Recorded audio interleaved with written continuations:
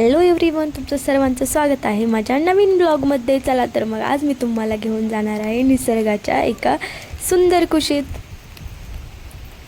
आज आम्ही गेलो होतो आमच्या शेतावर आणि मम्मी टाकत होती खत आणि रॉकी पण आज आमच्यासोबत आला होता खाली.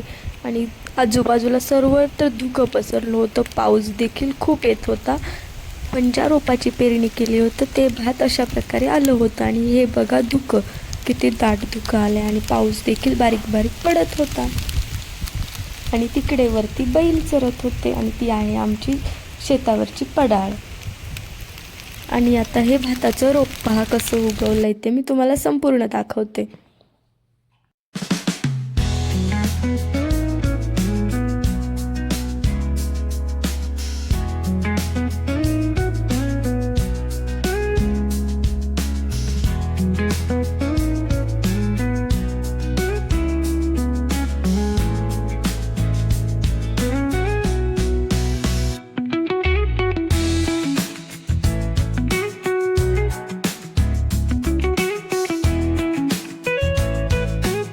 तर अशी एवढी मोठी ही रोपं झाली होती. आणि नंतर मी गेले होते नदीवर, तर बघा नदीला किती पूर आलाय ते. पाण्याचा लोट खूप जास्त होता आणि पुलावरून देखील पाणी वाहत होतं. आणि मी गेले होते नदी बघायला.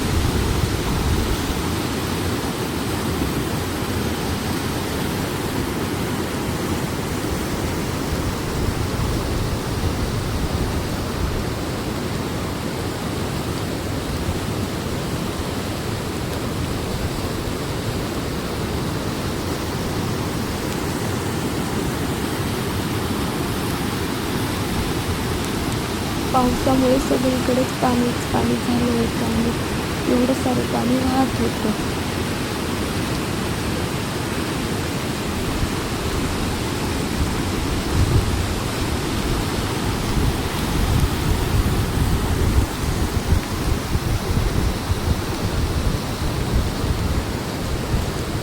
आणि हे करवंदाचं झाड बघा, आता एवढा सगळा पाऊस पडतोय तरी पण ही करवंद अजून पिकली नाहीत, कच्चीच आहेत.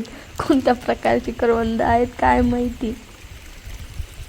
आणि आमच्या वरच्या वावरात एवढं पाणी साचलं होतं आणि मम्मी ते काढून लावायचं काम करत होती, कारण का ते बांध नको जायला त्याच्यासाठी. अशा प्रकारे मम्मीने पाणी काढून लावलं आणि खूप सारं पाणी असं वाहत होतं डोंगरावरून, ते खालच्या खासरापर्यंत देखील जात होतं. आणि आता चाललो होतो आम्ही घरी. खाली येताना मी तुम्हाला रोड दाखवू शकले नाही कारण खूप सारा पाऊस होता आणि आता थोडा पाऊस कमी झाला होता.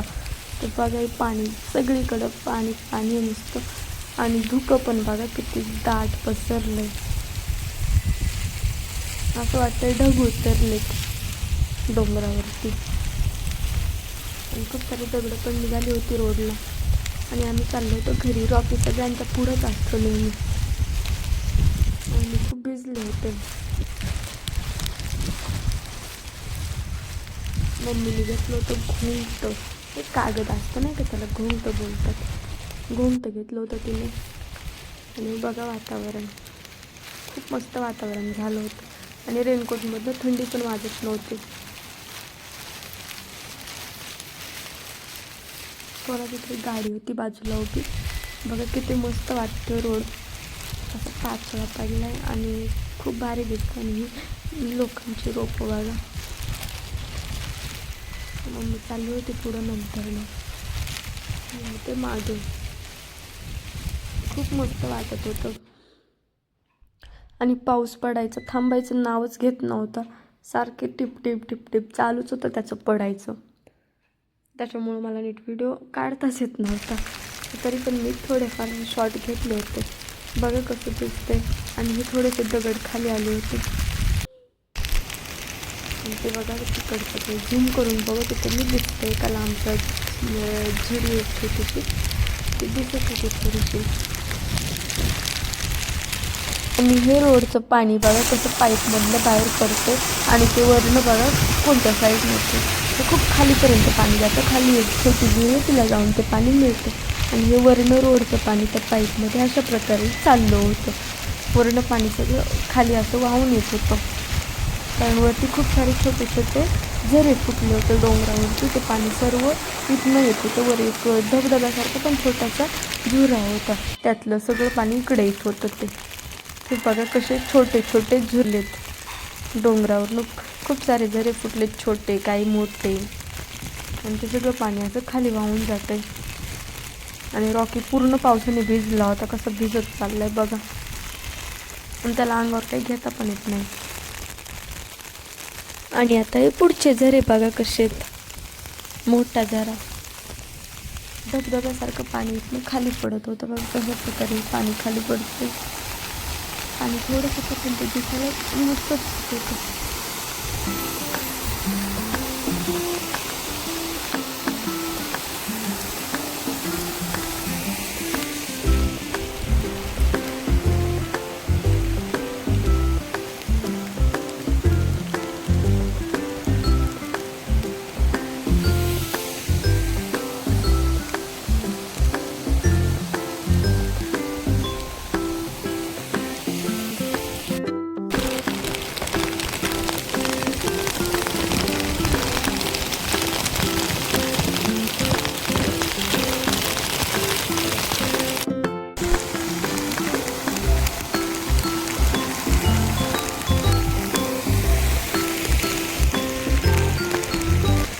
हा ब्लॉग तुम्हाला आवडला असेल तर व्हिडिओला लाईक करा, तुमचं मत कमेंटमध्ये नक्की सांगा. आणि अशाच गावाकडच्या नवनवीन व्हिडिओंसाठी माझ्या चॅनलला सबस्क्राईब करायला विसरू नका.